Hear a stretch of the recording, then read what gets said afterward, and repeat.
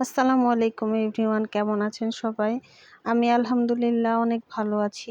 তো আমার ভালো থাকাটা ঠিক এরকম, আপনারা দেখতেই পাচ্ছেন যে এটা হচ্ছে আমাদের ঘরের সামনে যে রাস্তাটা, এটা হচ্ছে সেই রাস্তা, পানি উঠে গেছে, একদম পানিতে পরিপূর্ণ।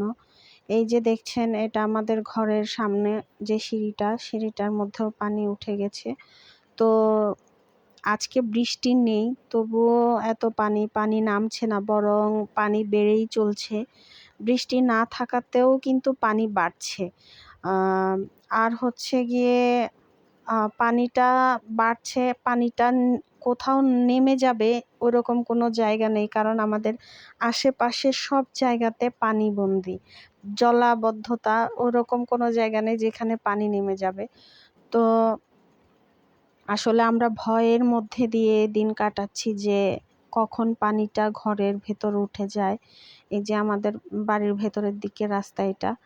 তো আমরা আসলে সত্যি খুব আতঙ্কে আছি, কারণ হরদমসে পানি বেড়েই যাচ্ছে, যেটা কিনা বলার মতো না।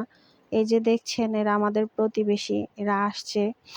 আসলে এরা সবাই আশ্রয় কেন্দ্রে উঠেছিল, এদের ঘরে বুক সমান পানি চলে এসেছে, যার কারণে এরা সবাই আশ্রয় কেন্দ্রে চলে গেছে। আশ্রয় কেন্দ্রটা হচ্ছে আমাদের গ্রামের যে স্কুল, খিলাবাজার স্কুল অ্যান্ড কলেজ, সেটা বহুতল বিশিষ্ট ভবন বিধায় আমাদের বাড়ি সহ আমাদের আশেপাশের যত গ্রাম আছে, সব গ্রামের যাদের পানি ঘরে চলে এসেছে, ইনফ্যাক্ট বুক সমান পানি এসেছে, তারা সবাই সেখানে যেয়ে আশ্রয় নিয়েছে।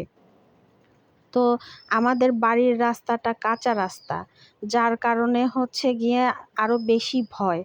আর আমাদের হচ্ছে গিয়ে গ্রামে আমাদের বাড়ির যে পুকুরটা, সেটা একদম রাস্তার পাশে, যার কারণে আরও বেশি পানি ভরাট। ইনফ্যাক্ট রাস্তার সাইডগুলোতে হচ্ছে গিয়ে ধানের ক্ষেত, যার কারণে আরও বেশি দুই পাশ জলাধার। এই যে বাচ্চাটা, সেও ছিল আশ্রয় কেন্দ্রে, সেও এসেছে আজকে দেখার জন্য যে তাদের ঘরের কি অবস্থা। তো আসলে সবচেয়ে বেশি কষ্ট লাগছে যে আমাদের বৃহত্তর নোয়াখালী, ফেনীর অবস্থা, কুমিল্লার অবস্থা, যারা কিনা পানির নিচে তলিয়ে গেছে। এই যে আমাদের এটা পেছনের সাইড, হ্যাঁ, ওই যে পুকুর দেখা যাচ্ছে ঘাট বাঁধানো, এটা আমাদের পেছনের উঠান, যতদূর চোখ যাচ্ছে সব পানি। আমাদের গ্রামের অনেক জায়গায় এরকম পানিবন্দী। তো দেশবাসী সবার জন্য দোয়া করবেন, আমাদের জন্য দোয়া করবেন, বিশেষ করে ফেনী, কুমিল্লা, নোয়াখালীর জন্য অবশ্যই দোয়া করবেন। তারা সবাই পানির নিচে বন্দী আছে।